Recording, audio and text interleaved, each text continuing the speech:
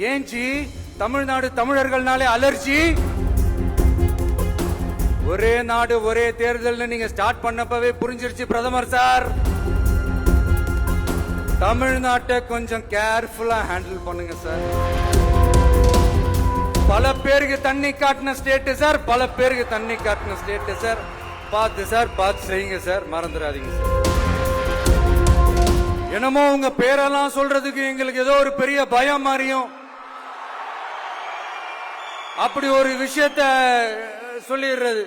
பேரை சொல்லணும், பேரை சொல்லணும், பேரை நான் ஒரு படத்துல சொல்லுவேனே, லியோவை பார்க்கணும், லியோவை பார்க்கணும், லியோவை பார்க்கணும்.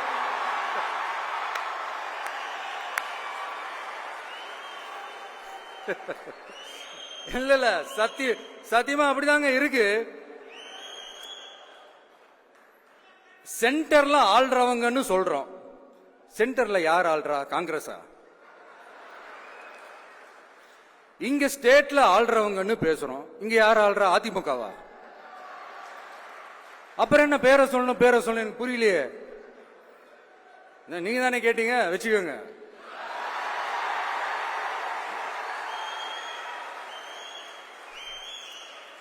ஓட்டுக்காக காங்கிரஸ் கூட தேர்தல் கூட்டணி, கொள்ளையடிக்கிறதுக்காக உங்களோட, அதாவது பாஜகவோட மறைமுக அரசியல் கூட்டணி.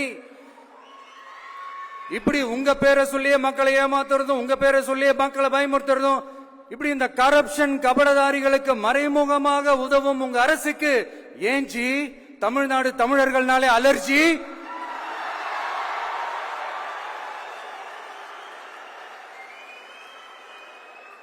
தமிழ்நாட்டிலிருந்து வர ஜிஎஸ்டியே கரெக்டா வாங்கிக்கிறீங்க.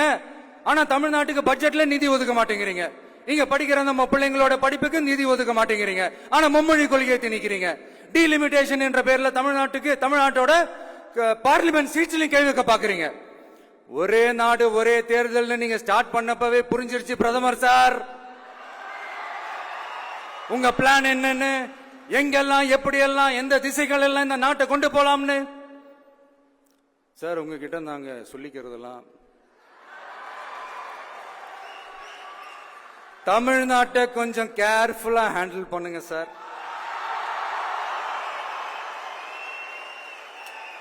ஏன்னா தமிழ்நாடு பல பேருக்கு தண்ணி காட்டின ஸ்டேட் சார், பல பேருக்கு தண்ணி காட்டின ஸ்டேட் சார்.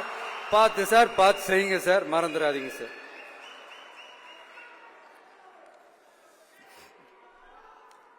தமிழ்நாட்டு மக்களுக்கு இன்னைக்கு இந்த பொதுக்குழு வழியா ஒரு உத்தரவாதத்தை நாம கொடுக்க போறோம்.